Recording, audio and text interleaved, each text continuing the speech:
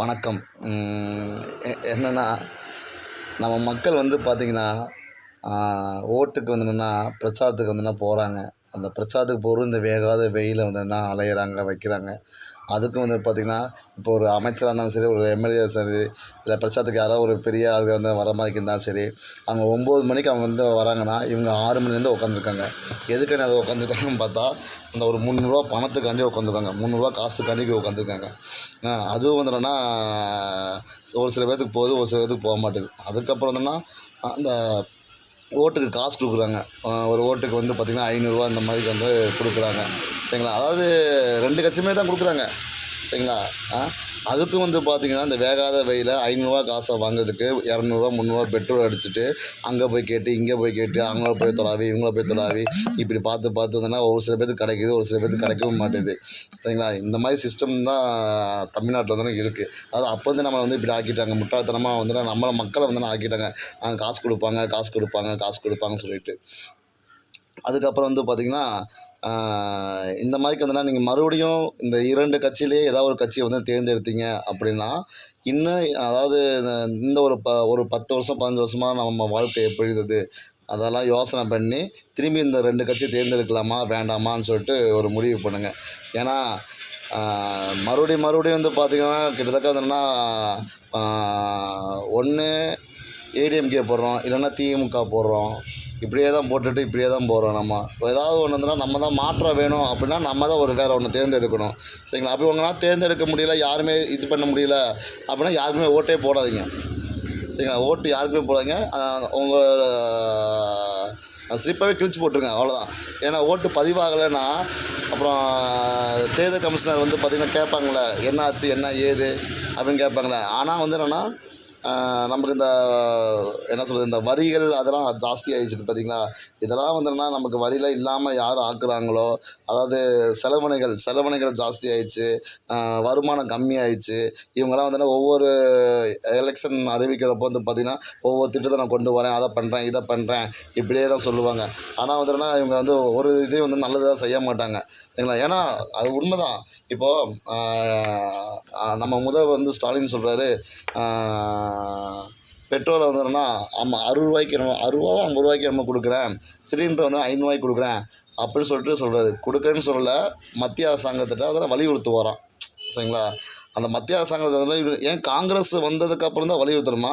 ஏன் இதே பிஜேபியில் இருந்தால் ஏன் வலியுறுத்த முடியாதா?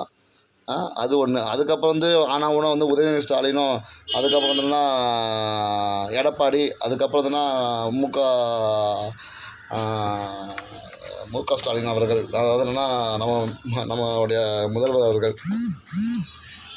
என்ன சொல்கிறாங்கன்னா, ஆனவனா மோடி எதுக்கேன், மோடியை வந்து அப்படியாக்கு இப்படியாக்குன்னு அப்படி இப்படிலாம் சொல்கிறாங்க. சரிங்களா? ஆனால் ஏதாவது ஒன்றுன்னா மோடியும் இவங்களும் பக்கத்தில் உட்கார வச்சு மீட்டிங் போட்டு பேசிக்கிட்டு இருக்காங்க. ஏன் இப்போ ரீசெண்டாக ஒரு ஒரு 5 மாதம் 6 மாதத்துக்கு முன்னாடியே வந்து பார்த்திங்கன்னா, எனக்கு சென்னையில் வந்து ஓப்பன் பண்ணுறக்காண்டி வந்தோன்னா பாரத பிரதமர் மோடி வந்தார். சரிங்களா? அவர் பக்கத்தில் உட்காந்து பேசினாங்களே, அப்போ மட்டும் ஆதரவு இருந்துச்சு, அப்போ மட்டும் கூட்டணி இருந்துச்சு. இப்போ மட்டும் அந்த எலெக்ஷன் டயத்தில் மட்டும் வந்து பார்த்திங்கன்னா, மோடியை மத்திய அரசாங்கத்தை எதிர்க்கிறாங்களா? இதில் வந்து இந்தியாவை காப்போன்னு வேறு வந்து அறிக்கை விடுறாரு. தமிழ்நாடு இங்கே காக்க முடியாமல் உட்காந்துருக்கு, இல்லை இந்தியா வேறு போய் காக்க போகிறாராம். அங்கே அவன் வந்து மலையை சுரண்டி, கன்னியாகுமரியில் மலையை சுரண்டி எம்சென்ட் மண் எடுக்கிறதுக்காண்டி எல்லாம் பண்ணிக்கிட்டு இருக்கான். இது வந்து கன்னியாகுமரியும் காப்பாற்ற முடியல. ஒன்றும் இல்லை, ஒரு மழை பெஞ்சா இது சென்னையை காப்பாற்ற முடிய மாட்டேது. இப்போ வந்து திருநெல்வேலி அந்தளவுக்கு ஆகி போயிடுச்சு. இதில் வந்து இந்தியா வேறு காப்பாற்ற போகிறாங்க. சரி, ஓகே, அதை விட்டுருங்க. அதுக்கப்புறம் தான் அண்ணன் நம்ம எடப்பாடி அண்ணன் வந்து பார்த்திங்கன்னா, அவரும் மோடி எதிர்ப்போம் சொல்லிட்டு ஆனவனும் அறிவிக்க விடுறாரு. சரிங்களா? ஏன் மோடியை வந்துன்னா கூட்டணி போன சட்டமன்ற எலெக்ஷன் வந்து கூட்டணி வச்சுருக்கும் போதெல்லாம் தெரியலையா, மோடி எதிர்ப்போம்னு சொல்லிட்டு. இப்போ வந்துன்னா உடனே வந்துன்னா இதெல்லாம் வந்து என்னென்னா, மக்களை வந்து ஜூ காமிக்கிறதுக்காண்டி வந்துன்னா இவங்க ஏதாவது ஒன்று பண்ணுறது, பேசுகிறது. ஆனால் இன்னொரு விஷயம் நல்லா தெளிவாக தெரிஞ்சுக்கோங்க. தமிழ்நாட்டில் ஏடிஎம்கே, டிஎம்கே இவங்க 2 பேர் தான் வருவாங்க. மெஜாரிட்டிக்கு தான் அவங்க தான் வருவாங்க. ஏன் அப்படின்னா, இவங்க 2 பேர் தான் கார்ப்பரேட் கம்பெனிக்கு ஆதரவாக வந்துன்னா இருக்காங்க. வெளிநாட்டு கம்பெனிக்கு ஆதரவாக வந்து இருக்கிறது இவங்க மட்டும்தான். ஆனால் ஒரே ஒரு ஆளை எதிர்த்தார். யாருமா? விஜயகாந்த். ஏன்னா அவர் வந்து அந்த ஆதரவு, அந்த கார்ப்பரேட் கம்பெனிக்கெலாம் வந்து ஆதரவாலாம் இல்லை. அவர் அந்த இல்லாதனால தான் அவரையும் கவுத்திட்டாங்க. கவுத்துனதுக்கப்புறம் அவரே உடம்பு சரியில்லாமல் ஆக்கிட்டாங்க. அது கார்ப்பரேட்டோட தான். இந்த கார்ப்பரேட் நிறுவனம் வந்துன்னா என்றைக்கு நம்ம நாட்டை விட்டு போகுதோ, நாடெல்லாம் வேணாங்க, நமக்கு தமிழ்நாட்டை விட்டு போனால் போதுங்க. சரிங்களா? தமிழ்நாட்டை விட்டு என்றைக்கு போகுதோ அன்றைக்கி தான் தமிழ்நாடு மாறும். இல்லைனா அது வரைக்கும் மாறவே மாறாது. கார்ப்பரேட் நிறுவனம் தான் இன்றைக்கி எல்லாத்தையும் செய்கிறது. அதுக்கப்புறம் தான் ஒருத்தன் சிஎம்மை யாரை உட்கார வைக்கலாம் வேண்டாம் அப்படின்னு சொல்லிட்டு முடிவு பண்ணுறது அதனால் இந்த கார்ப்பரேட் தான். நீங்கள் நானும்லாம் கிடையவே கிடையாது. சரிங்களா? இதில் ஒன்றும் இல்லை, இந்த சீமான் சொன்ன மாதிரி தான், அவர் சொன்ன மாதிரி தான்.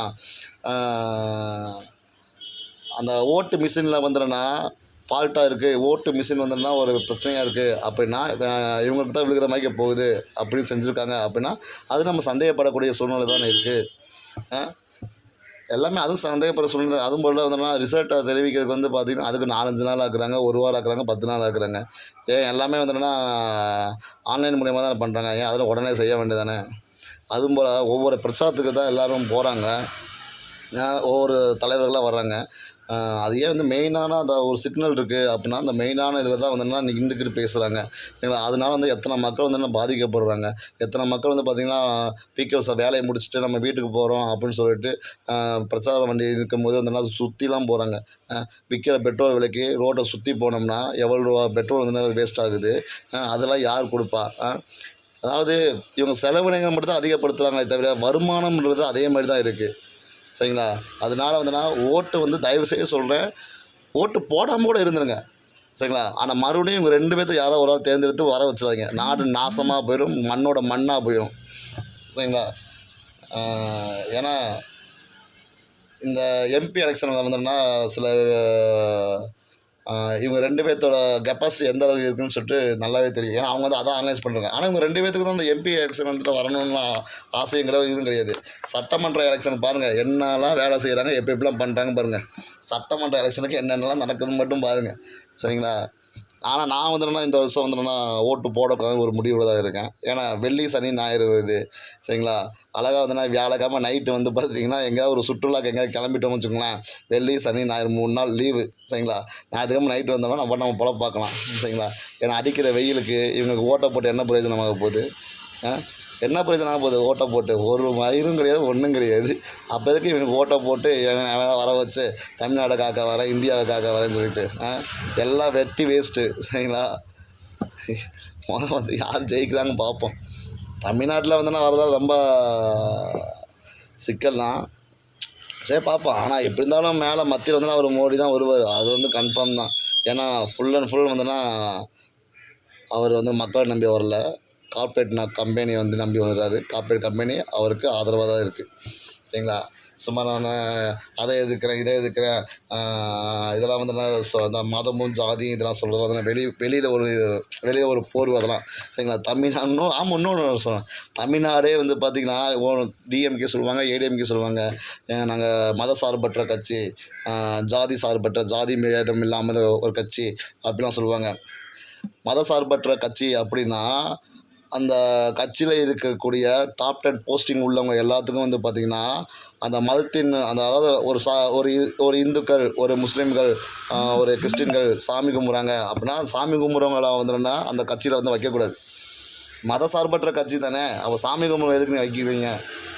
அதுக்காட்ட தனிப்பட்ட கொள்கைன்னு வேறு சொல்லுவோம், தனிப்பட்ட இதுன்னு அதெல்லாம் நாங்கள் தலையிட முடியாதுன்னு சொல்லுவாங்க. தனிப்பட்டதே வந்து பார்த்திங்கன்னா அவங்களுடைய அன்றாட வாழ்க்கையில் செஞ்சாங்கன்னா என்ன பண்ணுவீங்க? இதே தான் செய்கிறாங்க.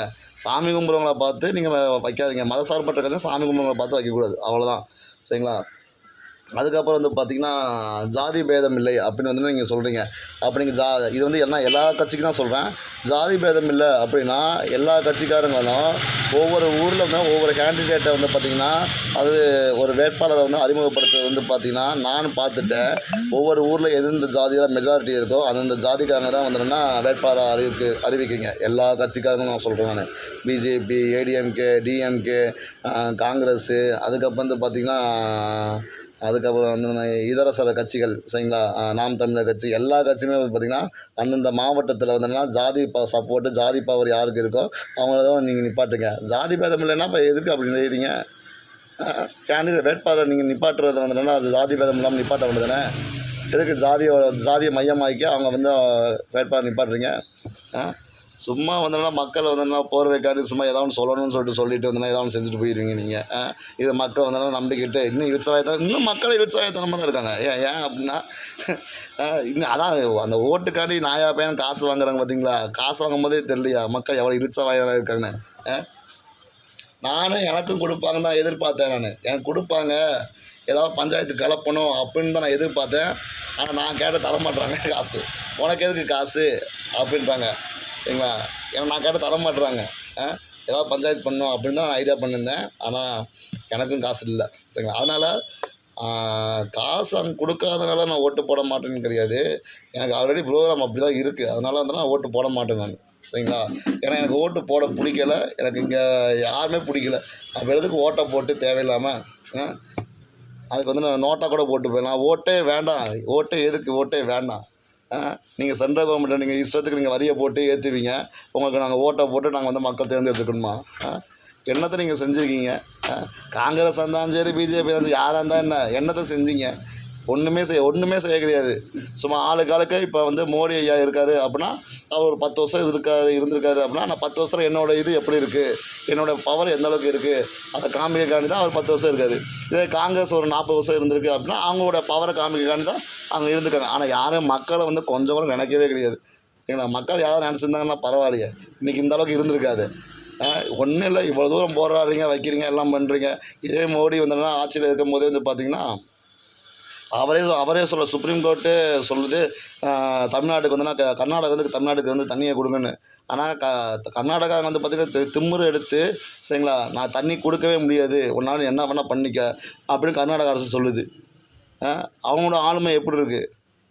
இதில் எங்கள் தமிழ்நாடு எப்படி நம்ம இருக்கோம்? அவனுக்கு ஏதாவது ஒரு பிரச்சனை, அவனை ஏதாவது இது பண்ணிட்டாங்க அப்படின்னா உடனே வந்து நாங்கள் வருந்துக்கிறோம், நாங்கள் ஆதரவு தெரிவிக்கிறோம் அப்படின்னு வந்தோன்னா வெக்கமெல்லாம் திரும்பி போயிடுவாங்க. இப்படி தான் கேரளாக்காரன் தண்ணி கொடுக்க மாட்டான். சரி, கேரளாக்காரன் நம்மகிட்ட கரண்ட் எடுக்கிறான், ஆனால் நமக்கு இங்கே கரண்ட்டு போகுது, ஆனால் அவனுக்கு கரண்டே போகாது. சரிங்களா? இந்த மாதிரிலாம் இருக்குது. அதனால் வந்து பார்த்திங்கன்னா கொஞ்சம் யோசனை பண்ணி ஓட்டு போடலாமா வேணாமான்னு சொல்லிட்டு சிந்தனை செய்யுங்கள். அவ்வளோதான்.